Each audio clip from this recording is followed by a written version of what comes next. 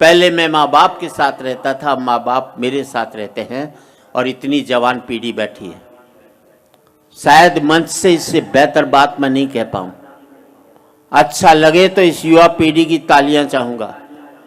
इस युवा पीढ़ी से कहना चाहता हूं कि पहले मैं माँ बाप के साथ रहता था, माँ बाप मेरे साथ रहते हैं। इस युवा पीढ़ी से कहना चाहता हूं, पता नहीं कितने वक्त की रोटियां काटकर माँ बाप ने तुम्हें इतना लायक बनाया है। जिंदगी में इतने लायक मत हो जाना कि माँ बाप को अपने लायक नहीं समझो। बहुत अच्छा जी, वाह वाह वाह, बहुत बढ़िया। पहले मैं माँ बाप के साथ रहता था, माँ बाप मेरे साथ रहते हैं। इस युवा पीढ़ी से कहना चाहता हूं, आप सबसे कहना चाहता हूं कि बाप बेटे के दो ही जगह हाथ मिलने चाहिए। एक तब जब बेटा छोटा हो, वो चल नहीं पाए तो बाप उसका हाथ पकड़ करके ले जाए। बहुत अच्छे। और एक तब जब बाप बूढ़ा हो, वो चल नहीं पाए तो बेटा उसका हाथ पकड़ कर। कि पहले मैं माँ बाप के साथ रहता था, माँ बाप मेरे साथ रहते हैं। और आजकल तो हालात ये हैं कि हमारा पता तो एक रहता है, लेकिन हमें एक दूसरे का पता नहीं रहता। बहुत अच्छे, बहुत अच्छे। बुजुर्ग बैठे हुए हैं साहब, 25 साल की गिरावट बताना चाहता हूँ। पहले कहीं बाहर जाना होता था तो बाप से पूछने की हिम्मत नहीं होती थी। माँ से कहता था, माँ मुझे बाहर जाना, पिताजी से परमिशन दिला दे। माँ परमिशन दिलाती थी तो मैं बाहर जा पाता था। फिर मैं बाप की आज्ञा से बाहर जाने लगा। फिर मैं बाप को बता करके बाहर जाने लगा। फिर मैं बाप को बिगर बताए बाहर जाने लगा। और आज बाप की हिम्मत नहीं जो मुझसे पूछ ले, बेटे तू कहाँ जा रहा है।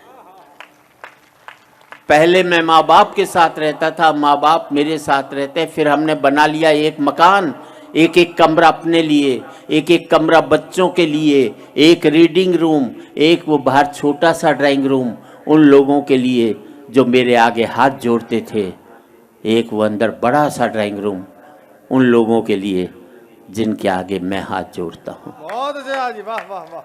पहले मैं फुसफुसाता था तो घर के लोग जाग जाते थे। करवट भी बदलता था तो घर के लोग सो नहीं पाते थे। और अब जिन दरारों की वजह से दीवारें बनी थी, दीवारों में भी दरारें पड़ गई। अब मैं चीखता हूं तो बगल के कमरे से ठहाके की आवाज सुनाई देती है।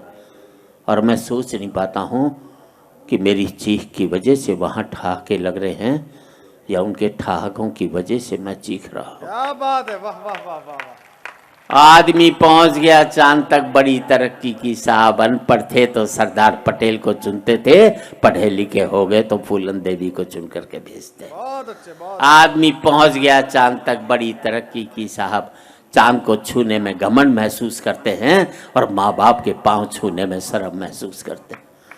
आदमी पहुंच गया चांद तक, पहुंचना चाहता है, मंगल तक खोजना चाहता है सूर्य के रहस्य, लेकिन नहीं पहुंचता भाई के दरवाजे तक। और आज इस समृद्धि की ऊंचाई पर बैठकर मैं सोचता हूं, इसके लिए मैंने कितनी बड़ी खो दी है खाइयां। क्या बात है, वाह। अंतिम पंक्तियां हैं, बात अच्छी लगे तो एक एक व्यक्ति की तालियां चाहूंगा। अब मुझे अपने बाप की बेटी से अपनी बेटी अच्छी लगने लगी है। बहुत अच्छे, वाह जी वाह। अब मुझे अपने बाप की बेटी से अपनी बेटी अच्छी लगने लगी है। मुझे बाप के बेटे से अपना बेटा अच्छा लगने लगा है। पहले मैं माँ बाप के साथ रहता था, अब माँ बाप मेरे साथ रहते हैं। अब मेरा बेटा भी कमा रहा है, कल को मुझे उसके साथ रहना पड़ेगा।